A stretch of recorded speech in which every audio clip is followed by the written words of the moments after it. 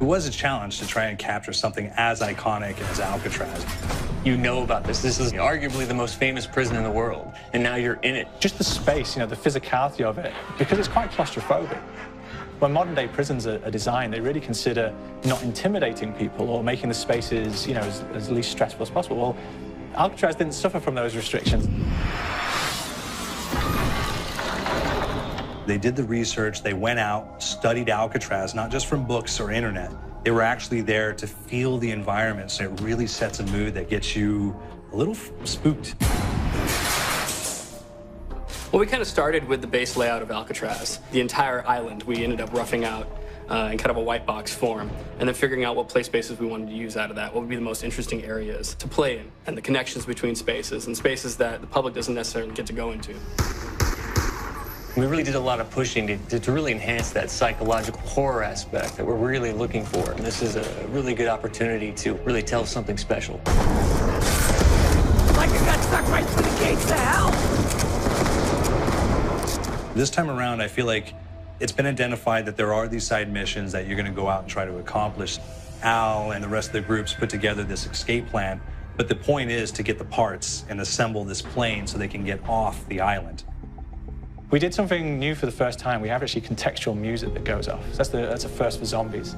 And it's all based around this horror thriller aspect. Every location will have a specific stinger that you hear when you find it, when you discover it, when you start unraveling the story, we start building on the music that you're hearing, and it's really enhancing that experience and going along with it in parallel.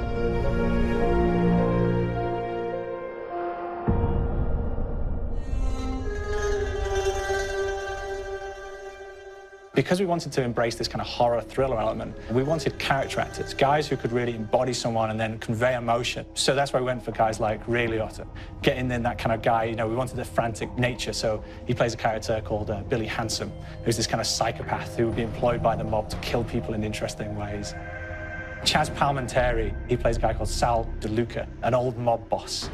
Michael Madsen playing Finn O'Leary. He's kind of worked himself from the floor, from the streets. He's got his hands dirty in the blood and the guts a couple of times.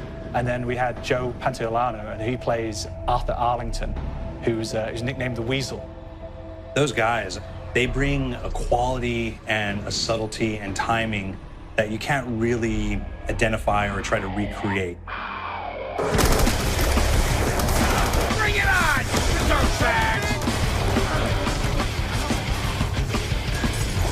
You start off in the afterlife mode, and that's just going to be what's going on. You're going to try to solve the mystery from the second you start. Afterlife, to me, brings a new element, like a new puzzle element. It forces me to think a little bit more or look for the clues or kind of think of zombies on a slightly deeper level. You see clues throughout the map that tell you, ooh, perhaps if I'm in the afterlife, I can interact with this object, or there's some puzzle going on here that I need to be in the afterlife. Back east, I whacked a dirty dentist with one of these. Took forever, too. Alcatraz has a Civil War kind of fort background before it turned into a penitentiary. And so we had this kind of backstory, the idea that the warden would have collected Civil War weaponry. One of them is a blundergat. It's a fictional weapon, but the idea of the combination between a blunderbuss and a Gatling gun. And possibly, there might be a way of upgrading it to a more fantastical weapon that the players may find. You all gotta go sometime? You just went now. There's one main zombie, one big zombie that's going to come through and wreak havoc on your life. He'll lock down the perk machine, he'll close down the box, so you have to pay to get that open again. So you don't want him to interfere with your process. Now's a good time to pick a fight. Why do you hurt me? It's a fun challenge. It keeps things moving forward. In terms of perks, we have a new perk called Electric Cherry. When you reload, it gives a shock around, which scales over time. Who's asking for it, greaseball?